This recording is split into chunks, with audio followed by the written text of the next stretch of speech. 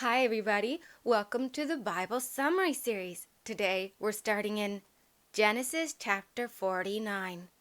Jacob called for his sons, and when they arrived, he said to them, "Gather around me so that I may tell you what will happen to you in the last days.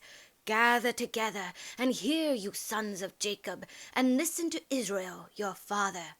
Reuben, you are my firstborn, my might, and the beginning of my strength. You excel in rank and in power. But you are unstable as raging water, and you will be first no longer, because you went up to your father's bed and defiled my couch. Simeon and Levi, you are two of a kind. Your swords are weapons of violence and revenge. O my soul, may I never join in their secret council, or know of their wicked plans. For in their anger they murdered men, and for sport they crippled oxen. Cursed be their anger, for it was fierce, and their wrath, for it was cruel. I will scatter them among Jacob's descendants, and I will divide them throughout the land of Israel. Judah, you are the one your brothers will praise. Your hand will be on the neck of your enemies, and your father's sons will bow down before you. For you, my son, are like a young lion that has finished eating its prey, like a lion that crouches and lies down, and as an old lion, who dares to rouse him?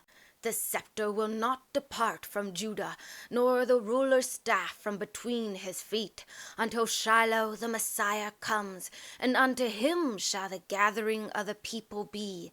Tying his foal to the grapevine, and his donkey's colt to the choice vine, he washes his clothing in wine, and his robes in the blood of grapes. His eyes are darker than wine, and his teeth whiter than milk. Zebulun will dwell by the seashore, and be a haven of ships. His border will be unto Sidon. Issachar is like a strong donkey, resting between two burdens. When he saw that the resting place was good, and that the land was pleasant, he bent down his shoulders, picked up his burdens, and submitted himself to hard labor. Dan will judge his people as one of Israel's tribes. Dan will be a poisonous snake beside the road, an adder in the path that bites the horse's heels so that his rider is thrown off. I have waited for your salvation, O Lord. As for Gad, a raiding troop will overcome him, but he will overcome at the last. Asher's food will be rich and bountiful, and he will produce food fit for royalty. Naphtali is a doe let loose, a swift warrior. He giveth goodly words. Joseph is a fruitful branch, even a fruitful branch by a well, whose branches run over the wall. The archers have bitterly attacked him, and shot at him, and harassed him. But his bow remained steady, for his arms were strengthened by the hands of the mighty one of Jacob, by the shepherd, the rock of Israel, by the God of your father who helps you, and by the Almighty who keeps on blessing you with the blessings of the heaven above, and the blessings of the watery depths below, and blessings of the breasts and of the womb. The blessings of your father have surpassed the blessings of my ancestors, reaching up to the heights of the everlasting hills. These blessings will rest on the head of Joseph, even on the crown of the head of him who is prince among his brothers. Benjamin is a ravenous wolf. In the morning he devours his prey, and at night he divides the spoil.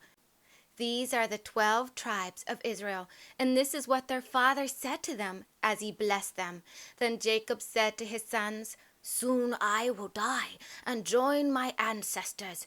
You must bury me with my father and grandfather in the cave that is in the field of Ephron the Hittite, in the cave in the field at Machpelah, east of Mamre, in the land of Canaan, that Abraham bought from the children of Heth to use as a burial site. There they buried Abraham and Sarah his wife. There they buried Isaac and Rebekah his wife, and there I buried Leah. And when Jacob had finished commanding his sons, he drew his feet up into the bed, breathed his last, and joined his ancestors in death. In Genesis chapter 50, Joseph threw himself on his father, wept over him, and kissed him. Then he ordered the physicians who served him to embalm Jacob. So they embalmed Joseph's father, which took 40 days, and the Egyptians mourned his death for 70 days.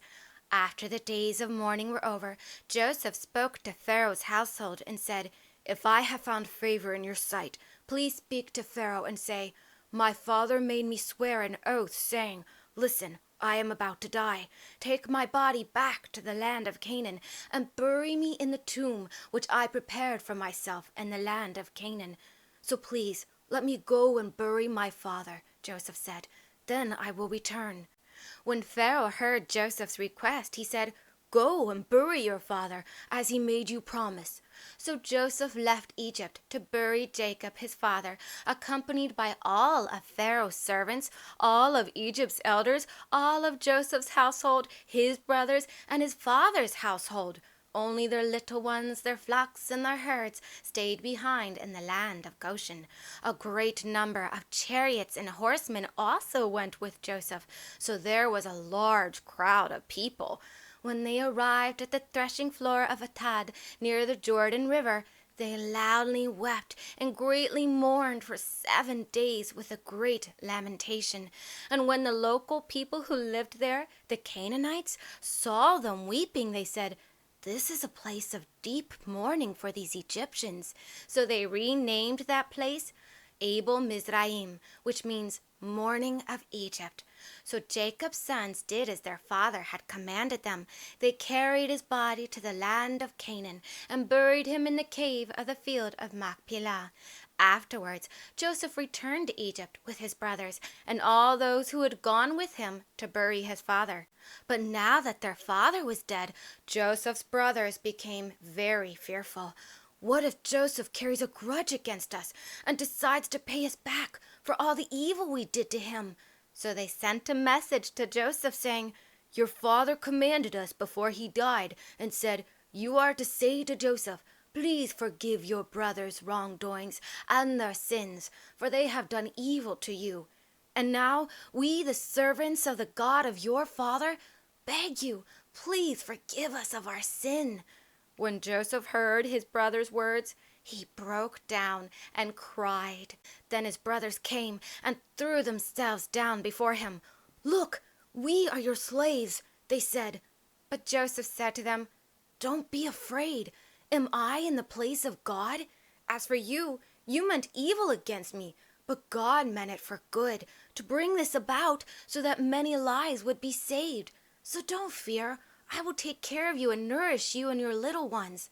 Thus Joseph comforted his brothers and spoke kindly to them. Now Joseph continued to live in Egypt, he and his father's house, and Joseph lived to be 110 years old. Joseph saw the third generation of Ephraim's children, as well as the children of Machir, the son of Manasseh, who Joseph claimed as his own. At the end of his life, Joseph said to his brothers, "I am dying, but God will surely visit you and bring you out of this place and lead you back to the land which he promised to give to Abraham, Isaac, and to Jacob." Then Joseph made the sons of Israel swear an oath and said, "God will surely lead you out of Egypt, and when that happens, you must take my bones with you." So Joseph died at 110 years old, and he was embalmed and placed in a coffin in Egypt.